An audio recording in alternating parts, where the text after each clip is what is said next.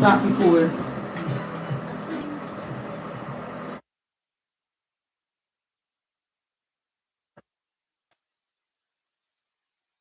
Turn me off.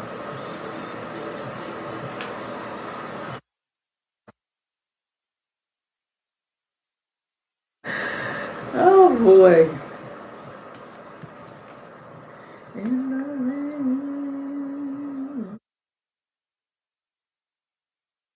Miss Lopez, how you doing this evening? All is well. Because God says all is well.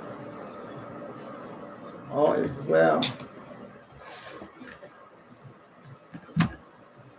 I lost my plate, didn't I? Need to do this again.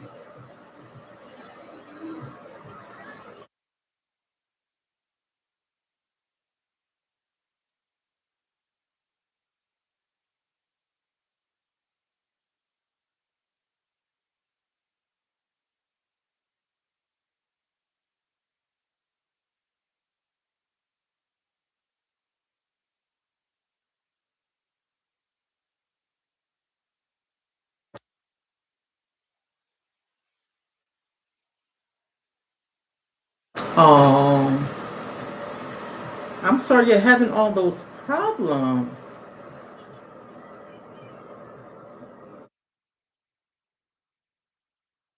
Yeah, once you, Ms. Lopez, my dad had intermittent explosive disorder, and he didn't want me to know about it until I guess the doctor disclosed it. Um, when I was in a appointment with him, and I looked at him, I said, "Oh, so so that's what's wrong with you. So it's not you being a stubborn old man. It's something like really not being able to control those emotions, and not wanting to deal with them either. It's really and not wanting to deal with people want to tear something up. Oh, listen, you had a bad moment. I always tell my dad that you had a bad moment. We all have them. We all have them, and it's good. It's better in, but better out than in, especially with the intermittent. Better out than in. Trust me. Trust me. Better out. Hey, Sister Melissa, I have to turn this heat off, guys.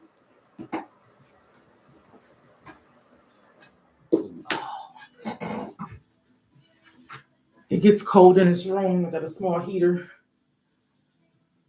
but it was burning me up. I was on fire. But anyway, good evening. We have one more show for 2025.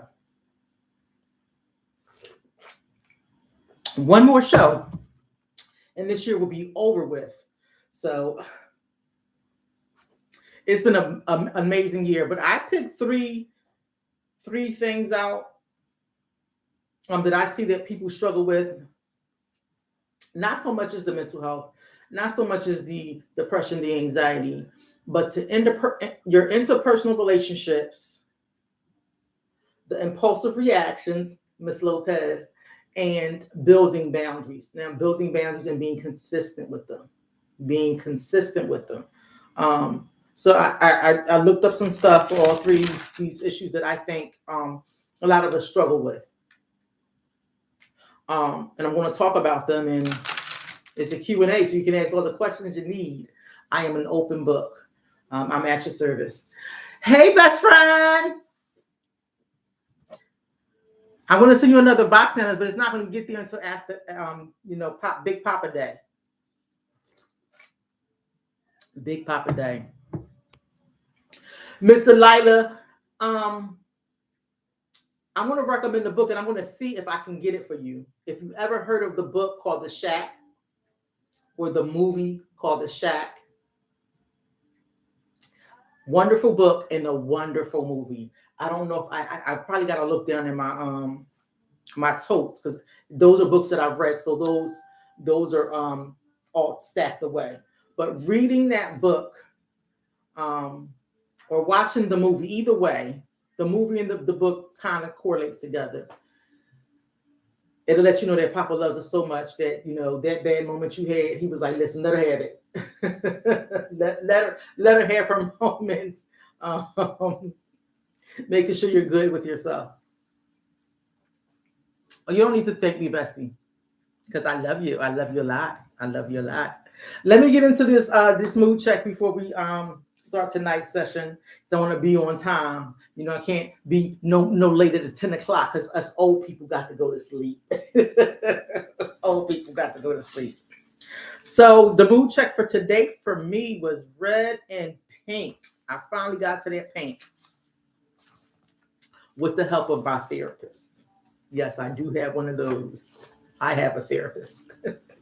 So I'm doing great today, and I'm having some harmony and balance in my life. Pink and red was my hearts today. I'm doing great, having some harmony and balance in my life. I was able to talk to my therapist and get some things filtered away. It's always good when you're having a session and you're going into that session knowing what you need. And so I knew what I needed from my therapist. I knew what I needed to hear. And he was able to provide me with it. I was like, this is wonderful. I'll start my 14-day off because I'm halfway through the 21 day of trying to make sure my goals for 2026 is a routine. And so this last thing is about time management and self-care and self-reflection and all that stuff. So I was like, thank you. He really put my mind into a different perspective on how to get that stuff done and take care of me. So I'm doing great, and I'm optimistic. But if you're doing great, you got some pink hearts up there to love. If you're doing great, give me some red hearts. If you're doing great, give me some red hearts. If you are okay, this is blue. This is not purple. This is blue. If you're okay, throw up some blue hearts. We know what that yellow is. Yellow is in between.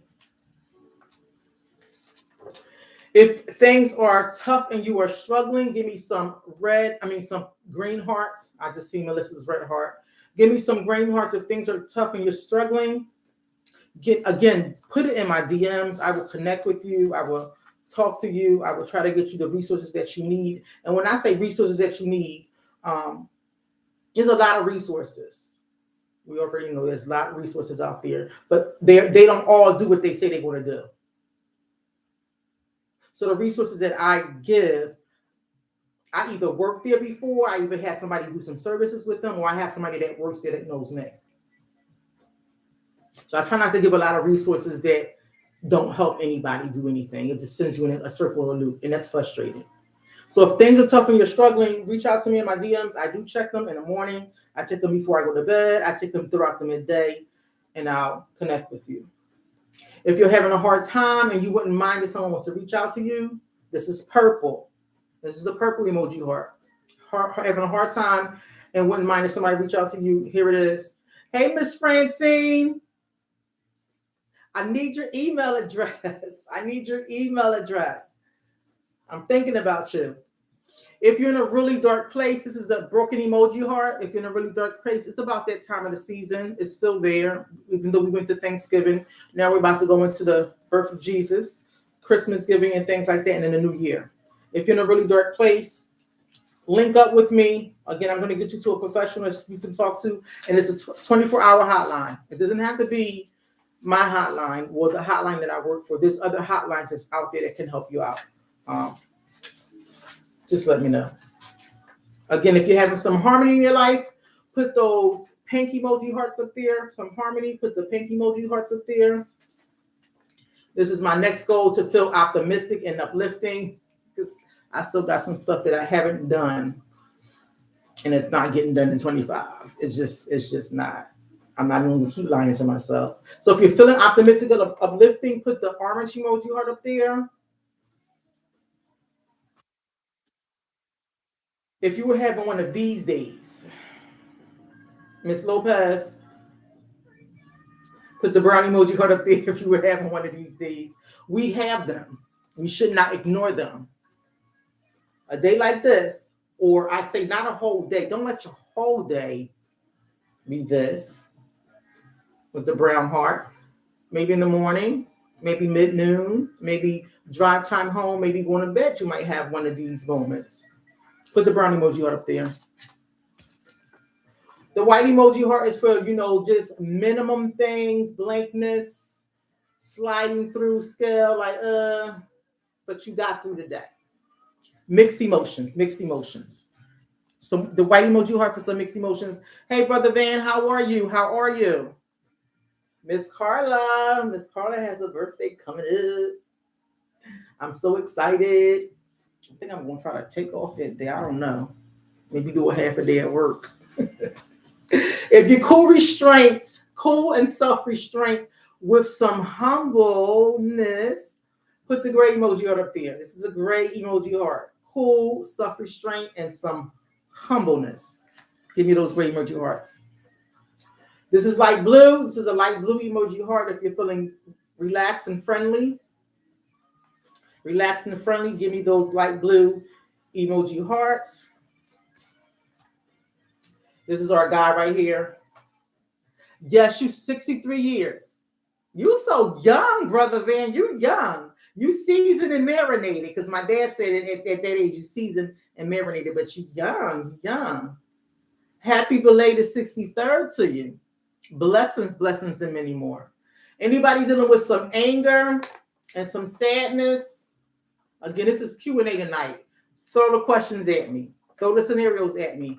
Talk to me tonight. Some anger and sadness. This is the black emoji heart. And our last heart is our flaming heart. Anybody that was frustrated, but you still had some care and concern and compassion to give to people. Throw that flaming emoji heart up there. Frustration. All right, guys, let's get this thing popping. Q&A. So again, I'm presuming for me, I struggle with interpersonal relationships. Sometimes I'll go veer off. And when I say veer off, it's because I got my own power, my own strength with impulsive reactions. Everybody's in control of their emotions and what happens or what you say or what you do. We're all you're in control of yourself. So those impulsive reactions and then, keeping and building boundaries. We'll do it. We'll have it on lockdown, but we're not consistent with it. So that's what I wanted to discuss tonight and talk to about. And again, it's Q&A. If you have anything that's on your mind, put it in the chat and I'll get to you. So interpersonal relationships is reciprocal social and emotional interactions between me, between you, between other people, and in the environment. The basic cause or conflict with other people, it's association to connection, interaction, and a bond between, again, two or more people. This can be family. This can be friends. I love the word acquaintanceship. Romantic relationships. We have those problems. And again, it's interpersonal relationship is something that's reciprocal. If I say, you're my friend, you reciprocate that. Okay, Kim, we're friends. We already know blood is thicker than mud, whatever. You have family that you can probably have some interpersonal relationships, some conflicts with. Acquaintanceships, I will say that's kind of like your neighbors, co-workers, somebody that you frequent, that you see at the Dunkin' Donuts every now and then, or the shop right. And then your romantic relationships with your spouse, with your fiance, with your child's fathers, with your mother's fathers, those relationships. Those relationships are the basic ones that we seem to struggle with, and not with just reciprocal social and emotional and in the environment, meaning you're living with that person. You just don't struggle with that. You also struggle with impulsive reactions with family members, friendships, acquaintanceships, and romantic relationships. And we also struggle with building boundaries with family, friendships, acquaintanceships, and romantic relationships. We struggle because these are the people that is close to us. They're in your circle, or they're a dot, because mine's a dot. Mine's a dot.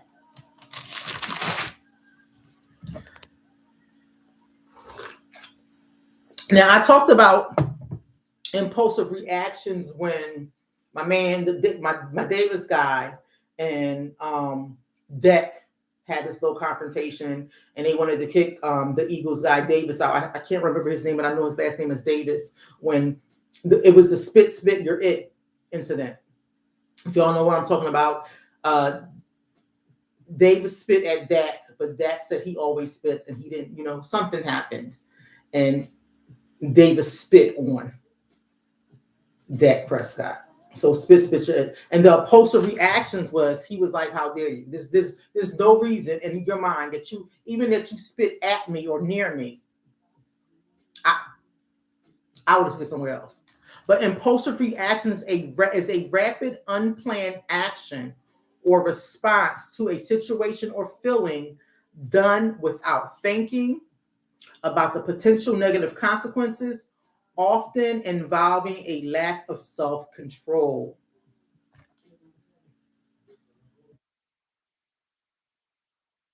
Lacking self-control. And it's an immediate urge to act like oversharing. Sometimes you overshare stuff. You're not supposed to be doing that. Sudden anger, Miss Lopez, or making rash decisions, emotional outbursts. Sometimes you can overspend. People can talk about that not being an impulsive reaction. Trust me, it is. Overspending and oversharing. Because sometimes when you overshare, you're like, did I just say that? First of all, did I just say that to that person? I didn't want them to know all that information. And then it goes to another person and another person and another person. And you're like, yeah, I shouldn't have said what I said to that person because they never can keep their mouth shut. They're going to tell Sue and Lala and James. So oversharing, making rash decisions, emotional outbursts, overspending, and just that sudden thing of the anger just boils up in you. We all got it. Some of us are just more in control of it than others. So Miss Lopez, she said, when I get triggered, yes. My triggers, as everybody should know, my triggers, my children and my space. If we arm length, we good. You can say whatever you want. You can scream, you can shout, you can point, you can even threaten me. But just be arm's length away from me. And my children, they grown, but I'm still Mama Bear. Don't say nothing about my kids. Nothing about none of them. I go off. It just happens. I can't control that. God is working with me on it. But yeah, I let loose. I think, matter of fact, this summer I had an incident with one of my daughter's girlfriends. She was going through something. And we got into a little scuffle. It didn't feel good. Now, building these boundaries is defining your personal, listen to this, guys, your limits, your personal limits. And this is your physical limits, emotional limits, your intellectual limits, time. Your time is precious. Time and communicating. You have to communicate these boundaries clearly and calmly to others, allowing you to protect your well-being and reduce the stress.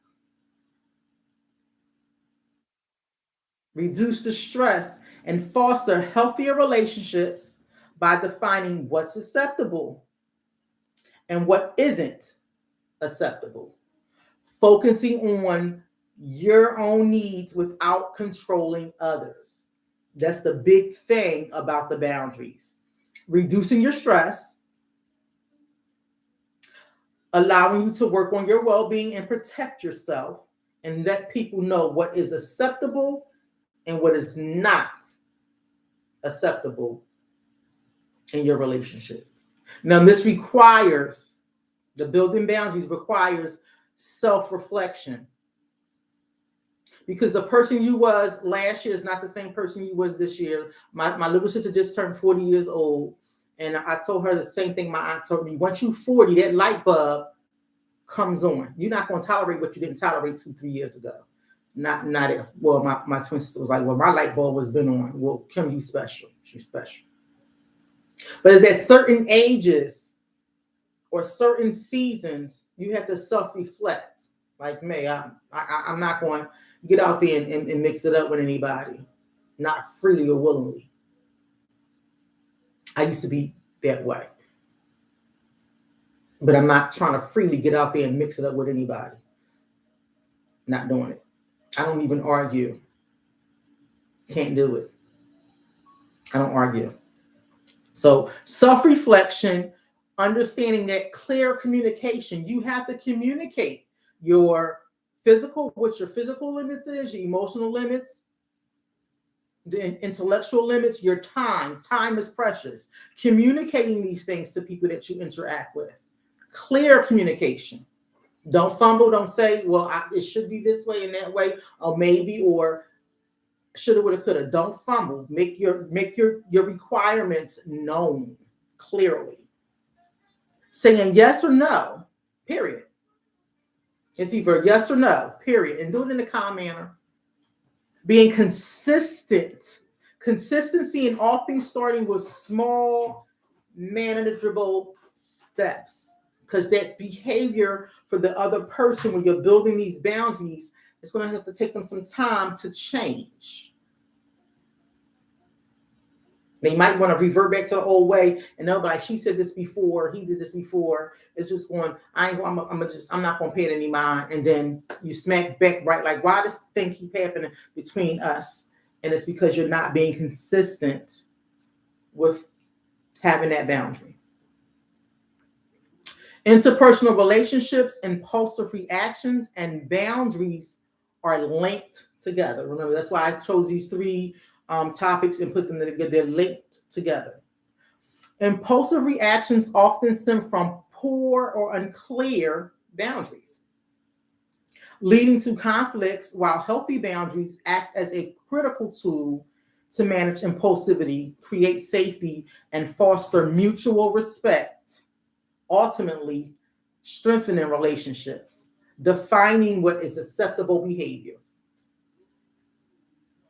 Doesn't it sound like you're talking to a child like, you know better? You shouldn't have done that. But again, you have to tell people that's going to be involved in your life what's acceptable behavior. Grown folk too. Grown folk. Because my grandma said everybody ain't grow up and everybody wasn't raised the same. So your morals and your ethics and your boundaries can be totally different from mine. I don't want you coming over and picking no food off my plate. You got friends that do that. Just Burke. She ain't having that. You better not pick nothing up off her plate. And that's the same way I would stab you with my fork. We ain't that friendly. Don't pick off her plate. What's acceptable behaviors or not. And promoting self-awareness. So that promoting self-awareness is, again, for you and for that person. Because some people will, I think my husband used to say all the time, well, that's the way that person is. Oh, no. That's the way y'all allow that person to be. They ain't going to be that way with me. You get that, right? Well, you know how she is. I don't. I don't know how she or he is. That's the way y'all or you accept that person's behavior. I won't do that. So the self-awareness is saying, hey, this right here ain't working. This ain't working. Let's come back and redefine some things in this relationship. If you want to stay in this relationship, if you honor this relationship, if you respect this relationship, if there's some trust and loyalty, let's go back and work some things out. Poor boundaries invite boundary violations. I like that, boundary violations. Triggering impulsive negative reactions. Again, Ms. Lopez, you're normal. The impulsive negative reaction is anger. It's anger. Like, I know this person didn't. I had someone call the line and they were very upset, but they didn't. And I keep forgetting this word. I'm gonna look for it. I think it's pursuit or something. They were very upset because their neighbor not only stole their package and opened their package, They asked the neighbor, did you see my package? The neighbor said yes, and brought them a package, opened. And the person said, well, wait a minute. I had some other pants in here. Do you know where the pants at? Why did the neighbor have on his pants? I laughed on the phone, guys. I couldn't help it. I said, he had the audacity to come to the door. Because you know somebody come to your door and ring your door. You're like, who is it? So you knew it was him, but you came to the door, gave him his package that you opened that was not yours, and you standing there with his pants on. He said he didn't know what to do.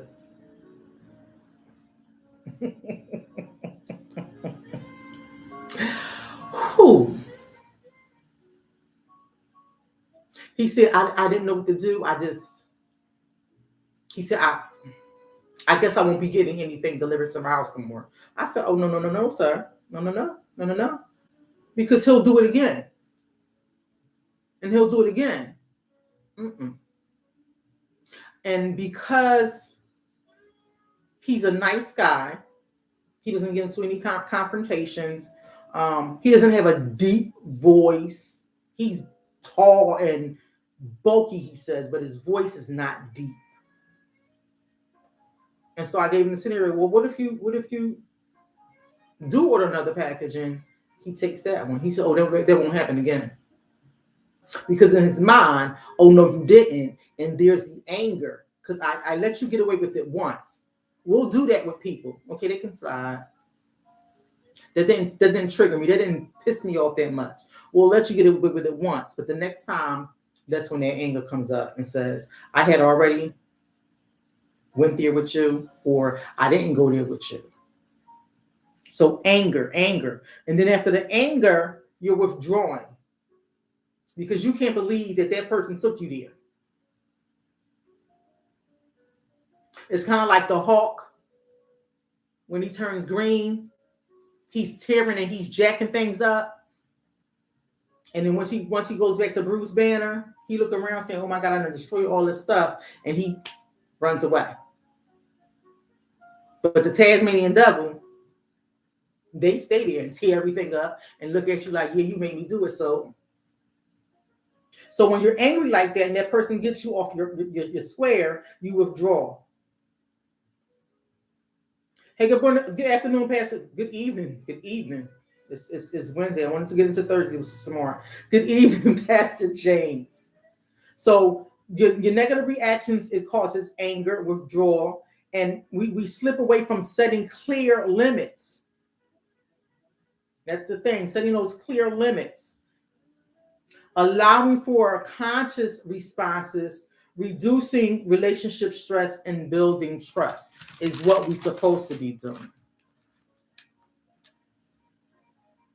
And I do want to define what family is, friendships, romantic relationships, and acquaintanceships, because everybody has different understandings of what those things are.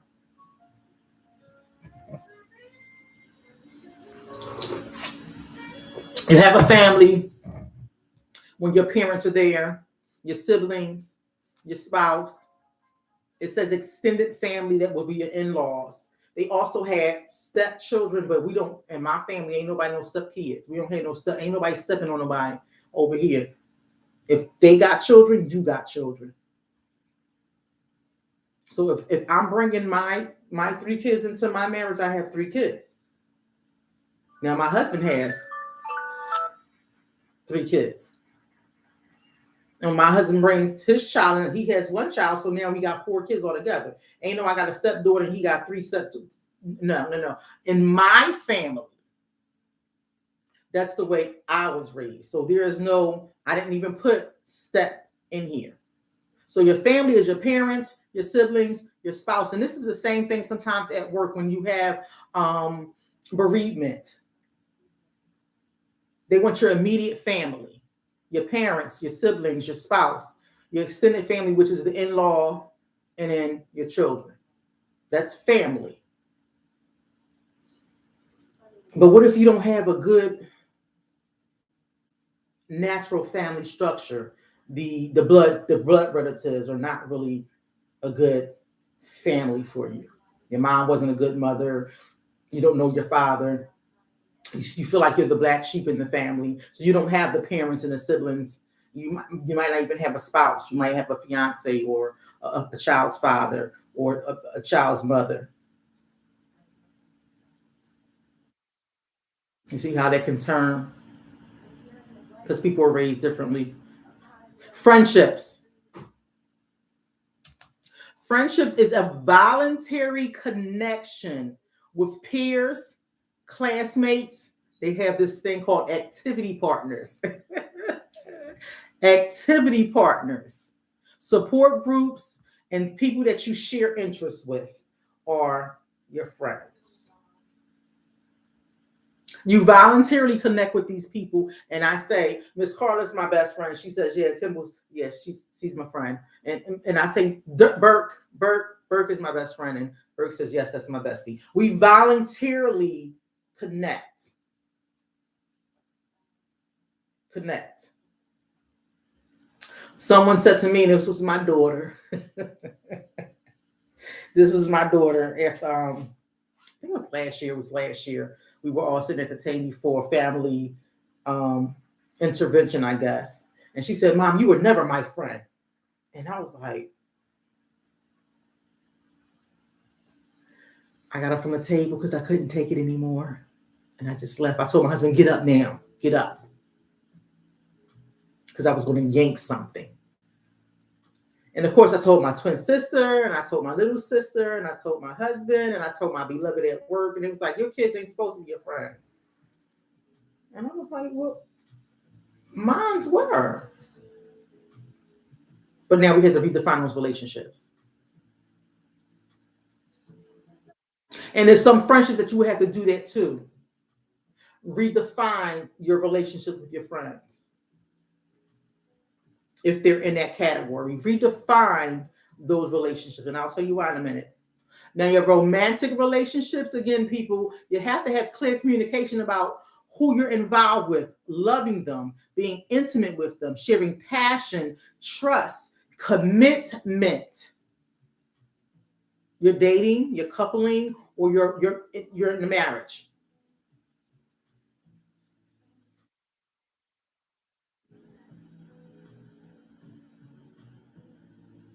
I'm pausing because I want you to understand the difference between romantic relationships and hookups and connections and slide bys and slide throughs and all the other stuff that people getting in. And it's not just the young people that's getting into it; it's the older people as well, losing your everlasting minds.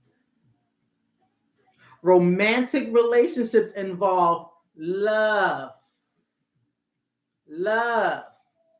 intimacy, passion, trust, and the big word commitment. You can't say that's my man and he got five of the women on the side. And wait a minute, women do it too. My mentee was like, yeah, I'm just tell him that, we just talking. We rapping. I said, okay, well, how many people can you talk and rap to at the same time? She said, Miss Kimble, you can do that. We surfing. Okay. Nope. Babe, tell Tamara to call me back. Now, acquaintanceships is someone you know slightly, but you're not intimate with them. This may be a colleague, a neighbor. You have a less deep than friendship involving mutual dealings, but limited personal sharings. You have an open dialogue of communication. You actively listen to this person. Sometimes there's some nonverbal cues. Your neighbor say, hey, and you say, hey, back. You'll keep it pushing. Or again, that person that you may see frequently on the bus every single day at the same time. It's an acquaintanceship. You don't really know that person. You'll probably talk about the weather and what you do at work and what they do at work. You don't probably don't even exchange names.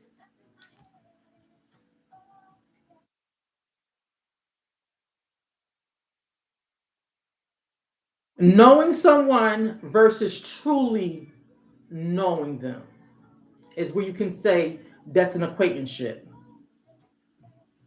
And I can say this is with family too, because I got third and fourth cousins and great aunts and uncles that I don't know. I know who they are because my grandmother told us about them and I've seen them before, but I don't know these people. I know their name and that's it. I might have them in my phone for emergency purposes because my grandma said, put your Uncle Carl or this person in your phone because if I'm not around, if something happens, call this person. But I don't know them personally. They're just related to me by blood.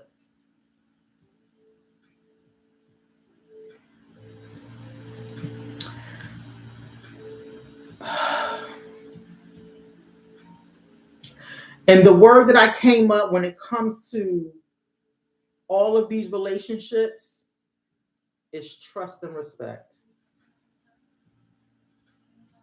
If there's no trust and no respect, you don't have an interpersonal relationship. If there's no trust and respect, there's no friendship. If there's no trust and respect, you don't have a romantic relationship with anyone. Even with an acquaintanceship, there's a mutual thing. And I call all the relationships, I like to say they're dances. My husband should know this term. It's a dance. Someone's leading, and it doesn't have to be you all the time, and someone else is following. And again, I like that having activity partners because my husband loves to play chess. I don't know how to play chess yet, so I'm going to be his activity partner because he's going to teach me how to play chess, even though we have this romantic relationship. You can go to the mall with somebody because y'all both love shopping. That's an activities partner. Or you're taking your neighbor to the market. You'll do this all the time. That's an activities partner. But none of these relationships would not be valuable without trust and respect. Respect is the feeling and trust is the action.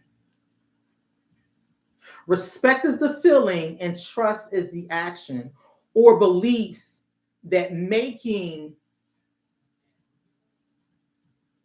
all the relationships be deep rooted.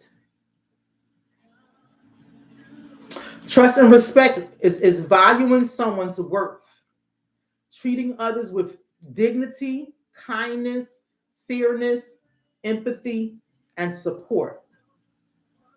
You're understanding and you're sharing feelings, offering care, collaboration. You're working together on things, maybe tasks, maybe goals, maybe challenges, and even conflicts resolutions.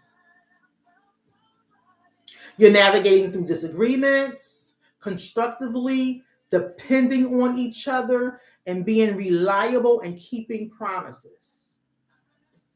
How lost is the word promise when you're in a relationship with somebody? You don't hear that anymore. You don't hear the word promise in any of the relationships. You just don't. Miss Hood said, I thought that I can have a side guy and a long and behold what was in the dark came to. Ooh, girl. Let me drink my tea.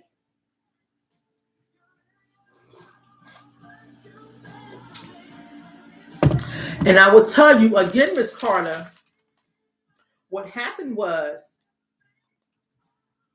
with your relationship, there was no clear defined boundaries.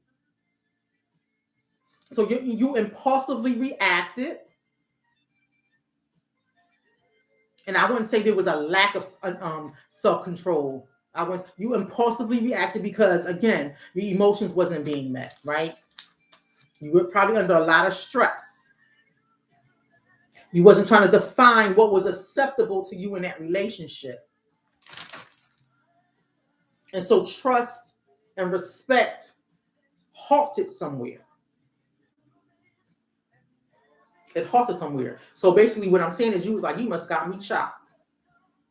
It's a give and take. It's a dance. If one person stops, even if the music is not on, you're going to be listening to two different songs in your ear. They have concerts and shows where people go out and they put the headphones on and there's no music playing in the background. I think they call them silent parties or something like that. But if you know your friend, if you know that family member, if you know that romantic person that you're involved with, you know the way they move.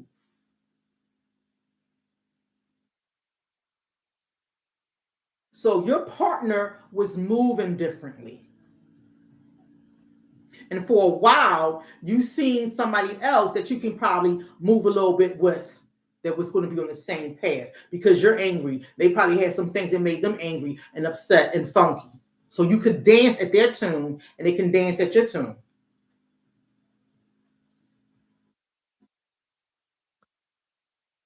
In conversations, this is the biggest part.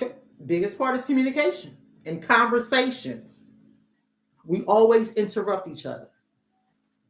We hear this a lot, right? We don't listen. We don't communicate to listen. We communicate to talk back. We have to have our reaction already in our mind for what you're already saying. So we basically interrupt conversations. When you say when I say to my husband, we gotta talk, before he like, we'll talk about what? What's going on now? It's always something. It's always something. So now when I say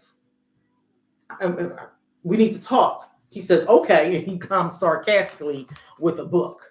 I need to write all this down because I need to remember. And he's right. He's right.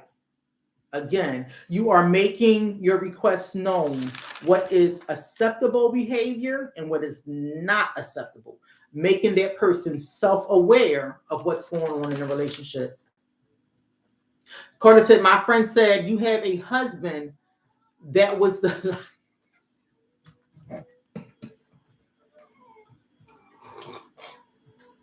Listen, marriage is the hardest thing to be in.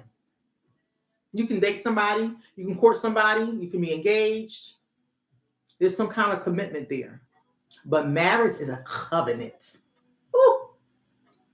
Listen, I've been married 3 times, y'all. It's the last marriage right here. The last. Ask my husband. That's why he see me in that backyard, because I told him he ain't going nowhere. I'm going to bury you right in that yard, right with my dog back there. I'm going to bury you back there too. And last you not, the backyard where it used to be a spot that I could do that is cemented up. Marriage is hard. Hey, Burke, marriage hard. She's been married for 25, 30 some years. It's hard. It's hard. It's very hard. It's difficult. But in conversations, interrupting others, blurting out secrets, again, oversharing, and decisions, quitting a job suddenly. Miss Carla, you just said this, right? I ain't got time for this. Right? Quitting a job suddenly. Marriage takes work.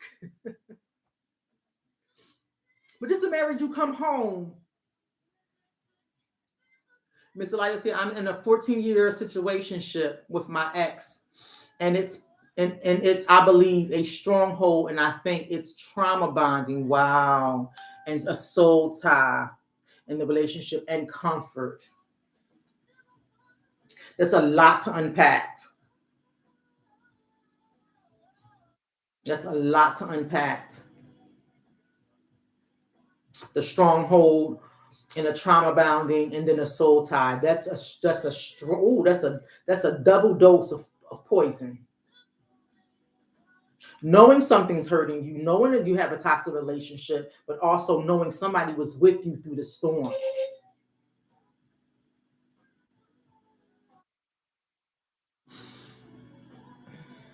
So I had down here as an indecision. Sorry guys, is quitting a job suddenly.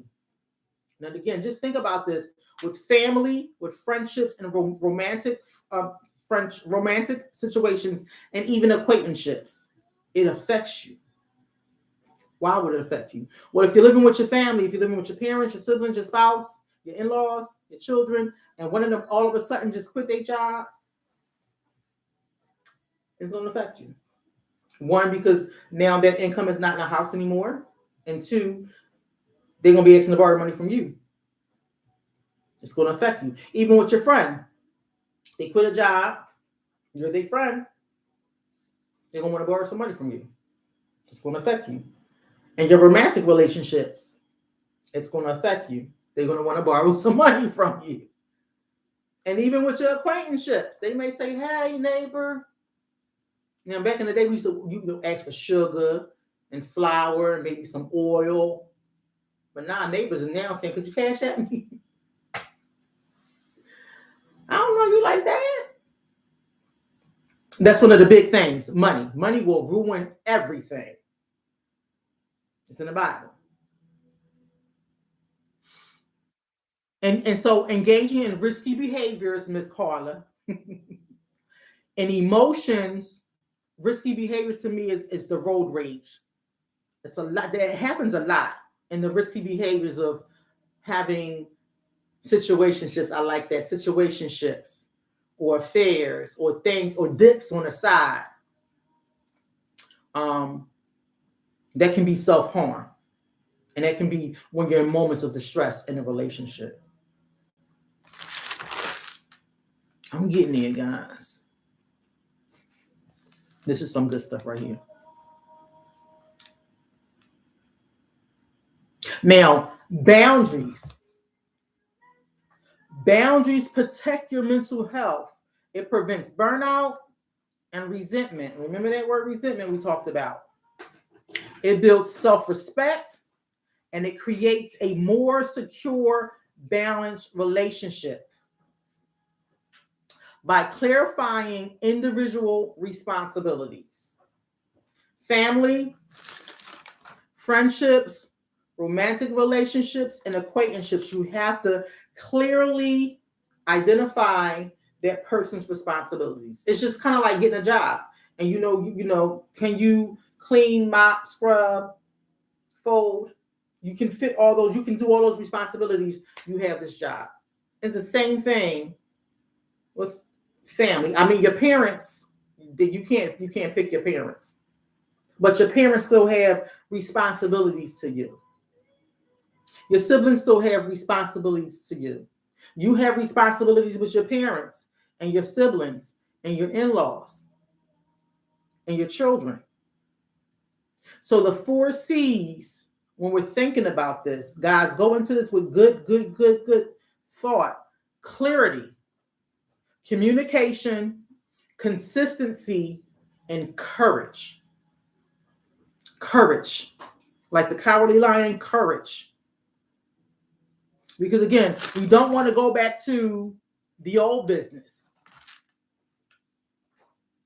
Not being consistent, not speaking up clearly, not communicating, and being deathly afraid. Not afraid of being punked or that you're a punk, but gaslighting. Not saying no or not saying yes when you're really supposed to say no and yes. The courage. Be clear about your limits. And I always tell people, when you go to a restaurant, the waiter said, "Are you ready to order?" You say yes. And you'll say, "I want salmon and mashed potatoes. Don't put the bacon bits on my mashed potatoes. I would like some extra butter, some sour cream on the side. Can you give me some caramelized onions? And can I get my broccoli steamed slightly?" You are giving that waitress clear communication of what you want to eat, even though it's on the menu. Why can't we do that with our friends, with our families, with our acquaintanceships, and our romantic relationships? And those requirements may change over time. Ms. Carter said, 20 years of knowing my husband and 16 years. Oh, Mary, honey. You've been working. And listen, I learned, do not involve your family, friendships, and your acquaintanceships into your marriage. Because some people want to say, girl, leave him. Leave her. That's not what you do. And that's not what you do. If you get that, we run away from that friend, that family member, that acquaintanceship. Because they don't know what marriage is. Just can't pick up and leave. I learned that. The only one you should be talking to your marriage with is your spouse and the good Lord. Because ain't nobody else going to fix it but you, your spouse, and the good Lord. I do have two close friends that I will, disclose some information about my marriage. But those two good friends tell me, Kimble, you got to rough it out. And when I don't want to listen to them, I don't want to listen to them. Y'all ain't on my side right now. When I want to listen to them, I'll call my big brother. And I already know what he's going to say.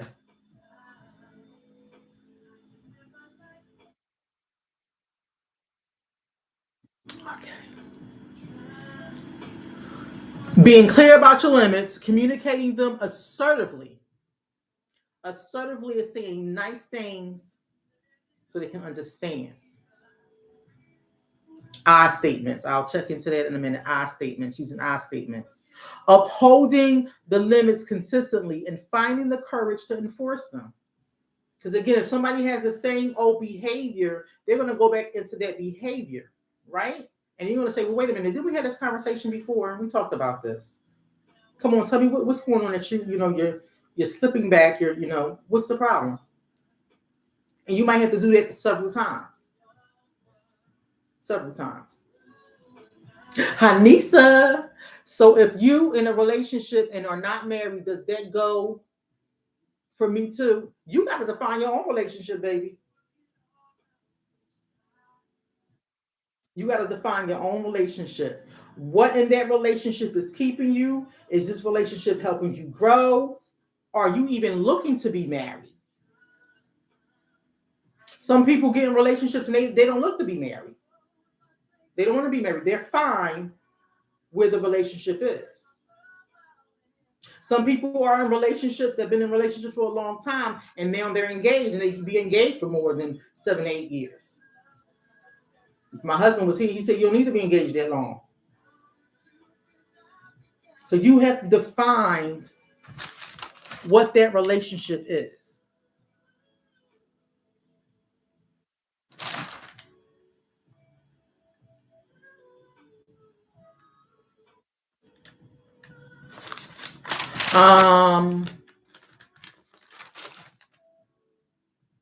Let me get into this right here. So this is things that you have to do with all relationships, with your family, friends, romantic, and your acquaintanceships. Stop, pause before acting. And in the relationship that you're in. Stop. How long have you guys been together? Is this a beneficial relationship? What are the goals that you guys have that's together? And some people have a goal to buy a house when they're not married. It never works out. Never works out. Miss Carter said, just learning how to set my boundaries and it feels good. The good Lord actually. Yes, I feel this, the I statements, or just say what I need to say and walk away and disconnect and move forward. That's how you got to go. Because some people will bait you, and that's in here. They will bait you into going back to the old you. Because remember, you're changing too. If you never told your partner what you actually really wanted, and they slid on it, and they like, well, why are you telling me this now? It was never like this before. Well, this is what I want. That behavior that you were doing was not acceptable. This is what I want. And if I can't get this from you, then there's a consequence to this. It's the same thing. You have to understand with people that they can't treat you like that. You have to understand that you want to strengthen your relationship And by defining what the acceptable behaviors is and promoting self-awareness. You can be in a relationship for 30, 40 years. And again, you and that person is changing. When you plant a tree, that tree does not stay small. It grows. The same thing with you in your relationship. Those things might change. We're 14, 15. You may have wanted Reebok sneaks and a movie and dinner. Now, no, I need them bills paid. I'm not a child anymore. And for men just don't want a woman to lay on their back and be cute. They're not young boys anymore. People change. Things change. So stop, pause, and before acting. Sometimes you gotta sleep on something. You get the best thoughts when you're sleeping because your mind is not racing. You done gave that thing over to God. I'm gonna sleep on this. I'm gonna just, let us go our separate ways right now. We'll talk about this tomorrow. Sleep on it. Or like Miss Carla said, and it does say, just step away. Say what you had to say, period, and just, because you don't want to get baited back into an argument because nobody's listening on either side. Observe. Note your emotions and the situation without judgment. Remember, I said you have to do this in a calm and clear, precise manner. If you and your spouse or you and your friend or you and your family member have always baited each other and argue back and forth, know your trigger. Listen, my voice is getting loud and my husband know that. He's like, what you yelling for? Because nobody used to listen to me anyway. So I gotta yell. I feel as though I gotta yell for you to listen. But now I check myself. Is your tone getting up there? How is your body, the tension in your body? How is that feeling? And when we're in situations and we don't think that person is hearing us, now we start judging them. But you have to proceed mindfully and choose a skillful, thoughtful response. That can be that day, at that particular time, or again, the next day. Tell somebody, listen, we won't table this. Because you ain't seeing clearly and I ain't seeing clearly right now. We can agree to disagree. And here it is. You can talk to a trusted friend or professional.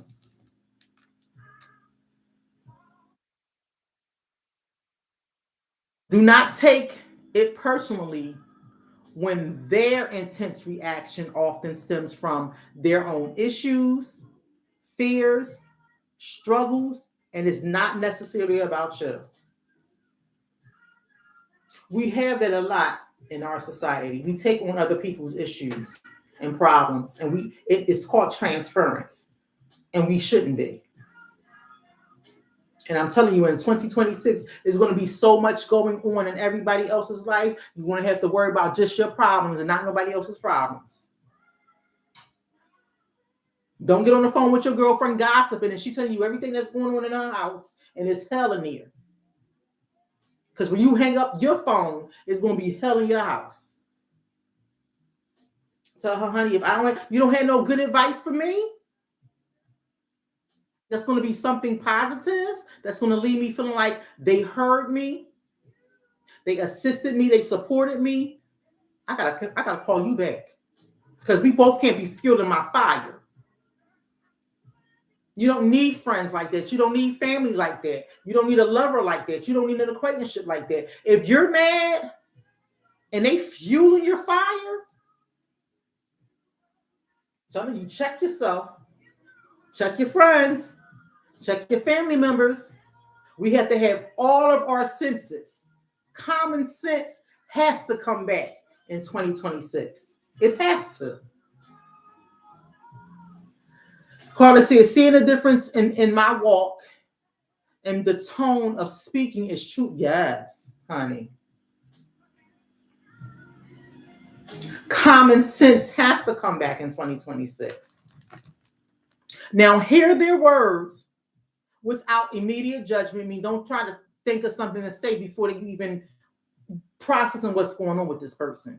Hear their words without immediate judgment. Find the root cause. Clarifying, can you help? Listen, if they going off and they flipping out, try to find the root cause. And then ask them, can you help me understand what is upsetting you right now? Can I help with something? Am I the problem? Sometimes you are the problem. And you just don't see that you're the problem. But you have to go to the root cause. Because if you don't go to the root cause, that thing is just going to still grow. You're still going to have the problems. And what's going to happen? The same stuff you had in 25 and got dragged in 26. New year, new me, right? Process it and deal with it. That's where communication comes in. Now, then validating a person does not mean that you agree with them. You're just acknowledging their feelings. I can see why you be upset about this problem. I can see why this is hurting you. I can see why you walked away. I can see why you didn't call me for 4 or 5 days. You're validating that person's feelings, because you can't tell that person that you can't be mad at me, that you can't be sad, that you can't be depressed, that you can't be missing that person. Life is hard. Just deal with it. You cannot tell someone what they're feeling, what they're going through, and just push it off to the side. Sometimes we don't want to hear, just suck it up. Sometimes we cannot hear, oh, that's depression. You should have been over that by now.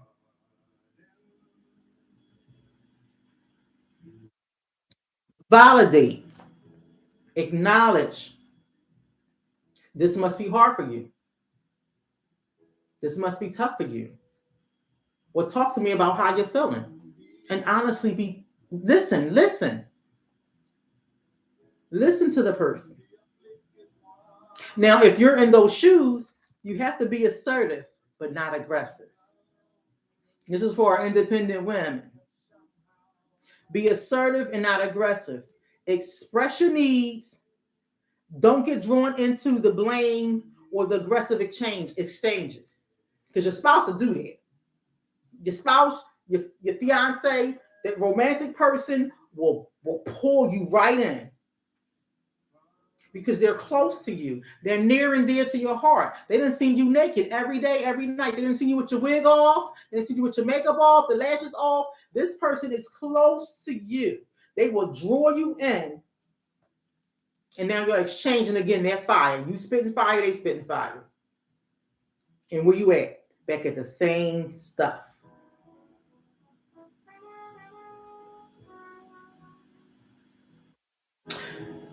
You're exchanging statements like what behavior you won't tolerate. You're basically going back to. You have to. When you're being assertive, what is the behaviors you're not going to tolerate? And be prepared to disengage if your boundaries are crossed. This is the thing that we teach our kids, right? You give your kids rules as they grow. When they're 5 and 6, go get your shoes. I'll help you put your shoes on. And by the time they're supposed to learn how to time on their own. They might not know how to time all the way, but you're giving your kids some things, some tools, how you guys interact. You ain't dressing your kid until they're 15, 16, 17-year-old. No, you're starting to lay. So 5 and 6, you got them dressed. Now go put your shoes on so you can go do something else. And then when they get a little bit older, their clothes are laid out on the bed for them. Mommy, is this what I'm wearing? Yes, baby girl, put that on. She might come down, her stockings all wrong, turned around. She might have her shoes on the wrong feet. The same thing with your son. He might have one of his arms in his sweater, the other one arm not in. But you're giving them ways for y'all to do that dance together. It's the same thing. Oh, I need a battery in here. With your romantic relationships, with your relationship with your family, with relationship with friends and your acquaintanceships. You have to disengage if they're going back to that same behavior. And y'all, that's difficult to do. Especially if you're in a 20-year relationship and you've been married for 16 years. The same thing if you've been with your baby father for 13 years. Y'all have 2 or 3 kids together. Y'all been living together. The same behaviors with the funky socks. I'm leaving his funky socks. He gonna still leave his funky socks. But you're gonna have to, again, I say in therapy, in order to unlearn a behavior, you have to relearn the behavior. So you have to keep telling the person over, baby, you left your socks there. My husband likes to wash the clothes. I don't like my husband washing my clothes. They don't feel right, like soft. And my socks is always missing. It's always a missing sock. But he likes to wash the clothes. Let the man wash the clothes, Kimble. So what I do, when I take my socks off at night, I go get me a safety pin and pin both of my socks together and put them either in the white, because the white socks, or put them in the color, because they're color socks. Problem solved. When he washing clothes, and my socks come back to me in tubes. He don't care if one of his socks missing. They either black or white. He put another sock on. But my socks are Superman socks or Eagle socks or something socks.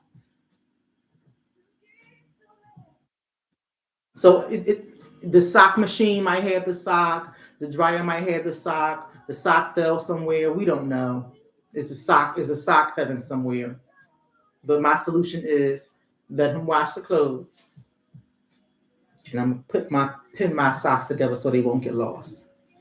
We're doing a dance.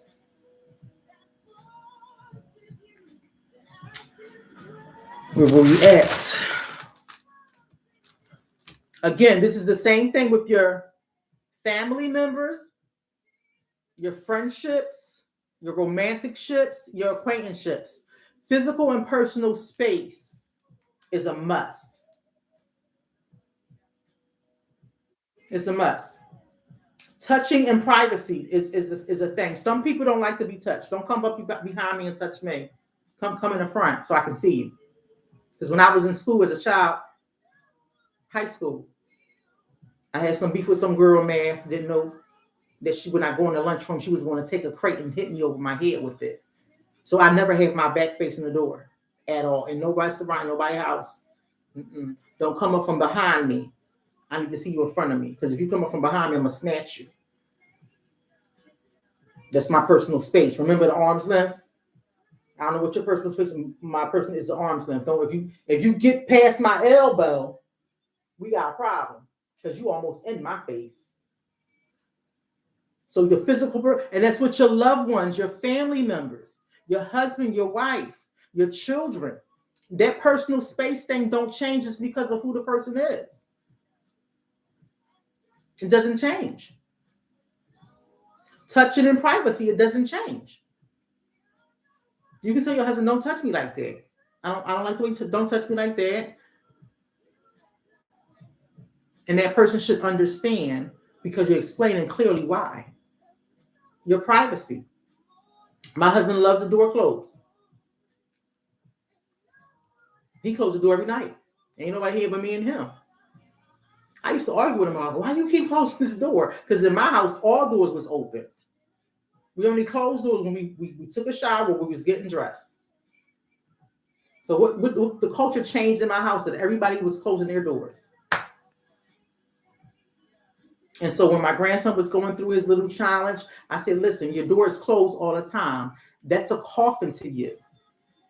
Life is happening outside in this house, but you're shut in your room. And when you're in a room by yourself, them walls can start talking to you. They ain't even come in here and check on you, did you? They ain't even ask you, was you hungry? You could be in here dead. Ain't nobody say nothing. So I told him, listen, if my door's cracked, that means you can come in my room. If your door's cracked, I'm going to knock on your door and I'm going to come in your room. If your door is closed, I know that you need your privacy. If my door is closed, you know that we need our privacy.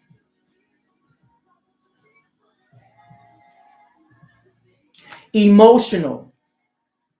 What you share, managing your own feelings and not taking on other emotions. That's a big one, y'all. That's a big one. managing your own feelings and not taking on others' emotions. Again, if your girlfriend call you and she mad at her husband, let her be mad at her husband. Don't fuel her fire. Listen to her. Listen to your homeboy. Don't fuel the fire. Because, and like I told my husband, especially with marriages, and I can say this with any relationship, but with marriages, when you're going to someone's wedding, it's not because you're their bridesmaid, you're their best man, or because you're the cousin that you've been invited to this wedding. These people entrust you to uphold the covenant that they made between God and themselves. So on Judgment Day, if something happens on your Judgment Day, and they say, well, he said, remember when Stephen Kimble was having some problems or issues? You told her to walk away. You told him to put him out. You didn't say talk to him or go to counseling. You said, girl, don't take that much. You should just put him out. You're gonna be accountable for that.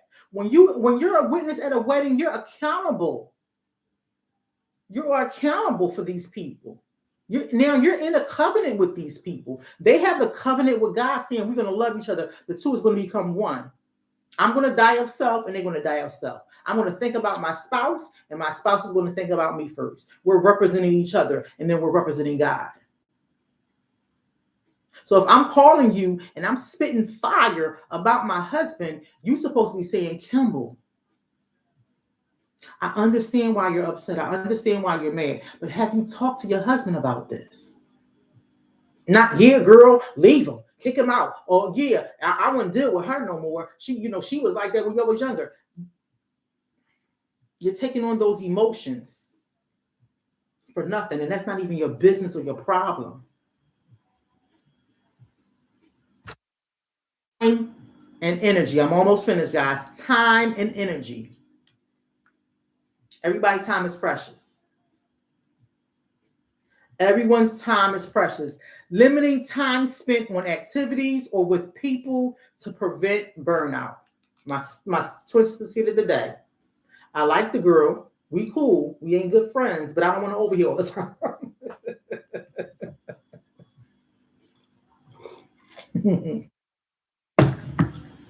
Now, me and my sisters we're close, and since our all of our fathers have passed away, our mother passed away, our grandmother passed away, so we've gotten a little bit closer, and we've been this way for years.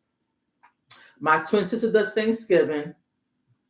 My little sister normally does like Memorial's Day or the 4th of July, and I will swap a holiday.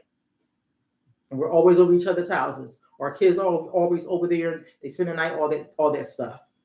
But the one particular holiday that we don't see each other is on Christmas, because we're in with our own families on that day.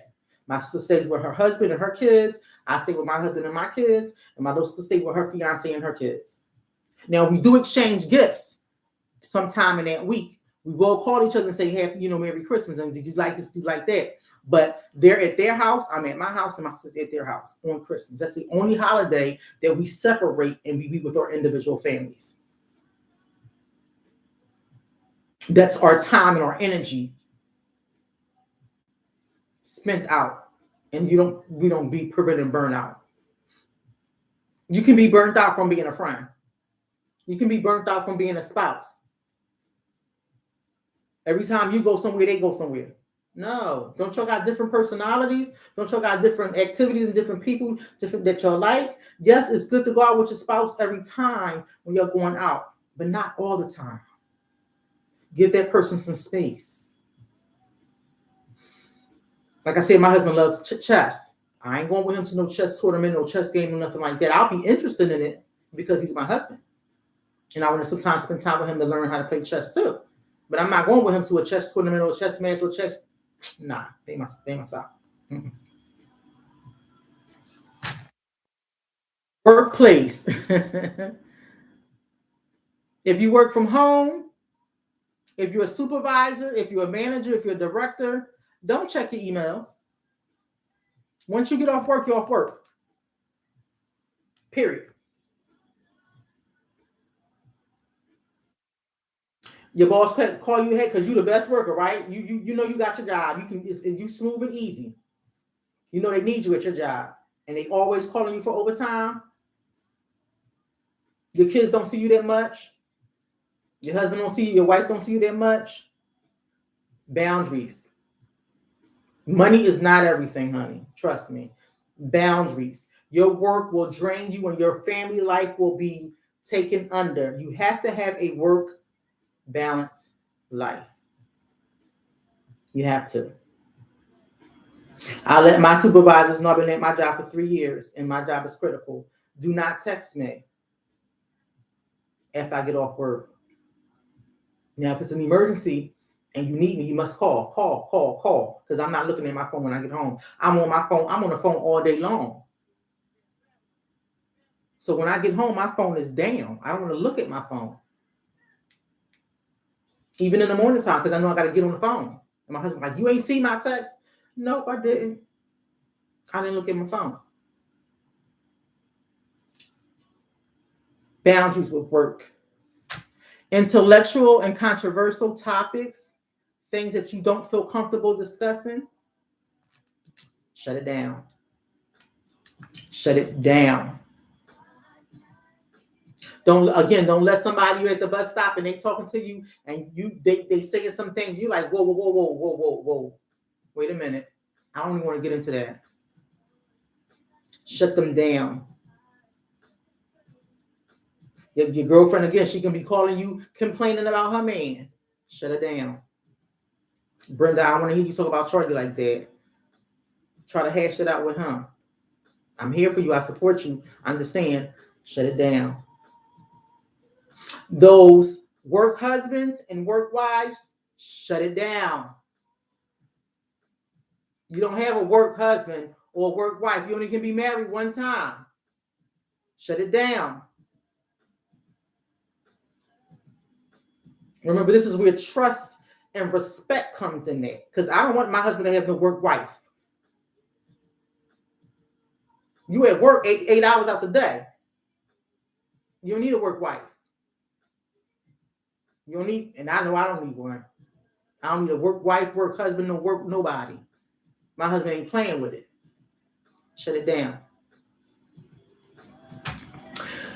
Give clear I statements. I've done this before. It's in my book.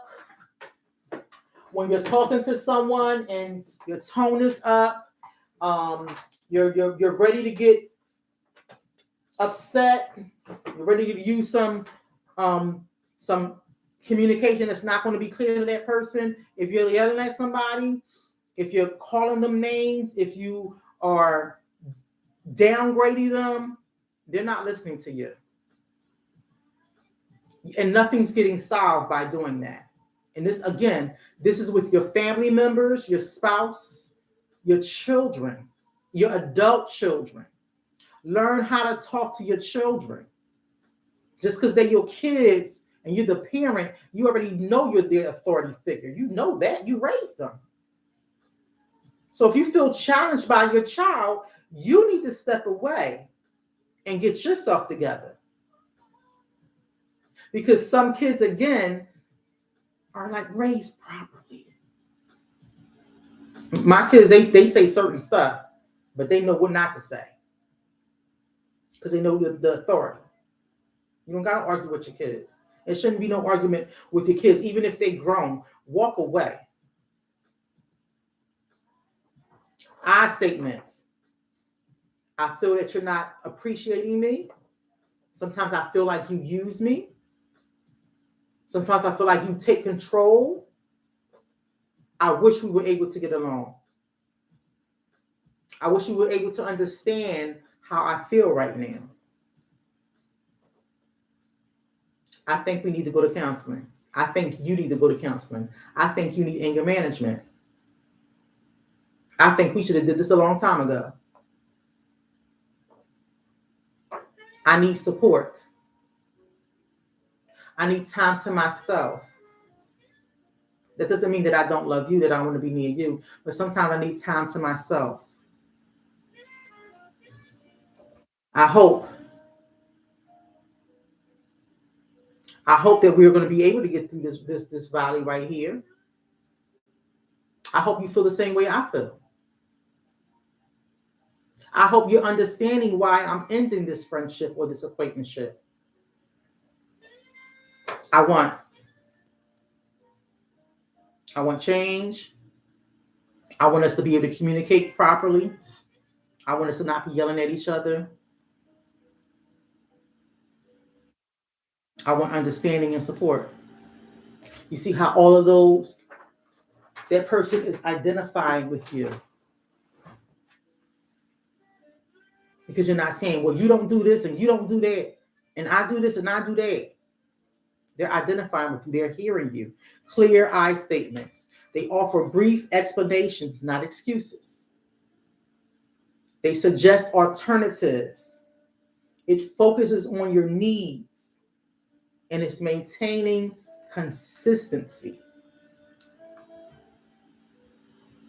So in your interpersonal relationships and your impulsive reactions and in your boundaries, the key word here is clear, precise communication of the behaviors that you're going to accept and what you're not going to accept, and consistency. Consistency. God doesn't change. He's the same way yesterday, tomorrow, and forever. He doesn't change. We're not saying that we're God, but we're humans, and we know what we want. We know how we want to feel. That treat others like you want to be treated. Some people can't do that because they don't even know how to treat themselves. They don't know what love is. They don't know what compassion is. They're used to toxicity, and they'll pull you right into that. In 2026, people, common sense must come back. It must come back. Communicate. Let a person know how you feel assertively without being nasty. And it's okay if you get angry. Again, step back, step away. Know yourself. Know yourself. Because you're not just changing or telling this person that they need to change for you. You're changing for yourself as well. People don't stay the same. They don't stay the same. My grandmother got older. She passed away. She was 86 years old.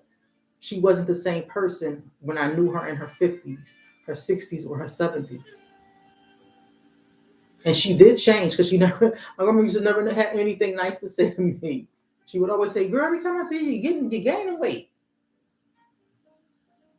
In her later years, she would say, you look nice. How are you doing? What you doing now for work? She was changing. And so I got a little bit more comfortable around her, would sit around her. I would call her, I would talk to her. Any place I lived, my grandma never came to visit me. Never came to visit. But one particular day, my grandmother came to my house at 6:30 in the morning. And I was so shocked. I called my sisters and I said, guess who's over my house? Grandma over my house. My grandma was sitting in my living room, asleep on the couch. She had sundowners. So I knew there was something wrong. I knew I needed to be there and not go back to that little girl that she always talked about and help my grandmother in that moment. So I changed. And if you've read my healing journal, I had to process that and all that bickering, all the resentment, all the hatred. I had to let that go because that lady raised me. Clear I statements, offer brief explanations, suggest alternatives, and focus on your needs. It's all about you in 2026. Your common sense, your emotions, your well-being, your self-awareness, and include God in it. Ooh, Burke, she said, don't go past the clock. It's 9:55.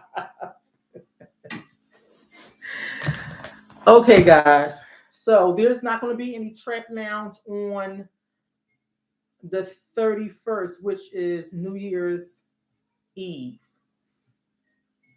I will do the Trap Lounge on the 30th, which is going to be Tuesday. I'm going to start it off at 8 o'clock. It's going to be a year of wrap up, meaning everything we talked about in the year. Hopefully, everybody already has in their mind what those New Year resolutions is going to be, what they look like, and you're starting them now. You're probably at day 14 because in 21 days it should already be a routine for you.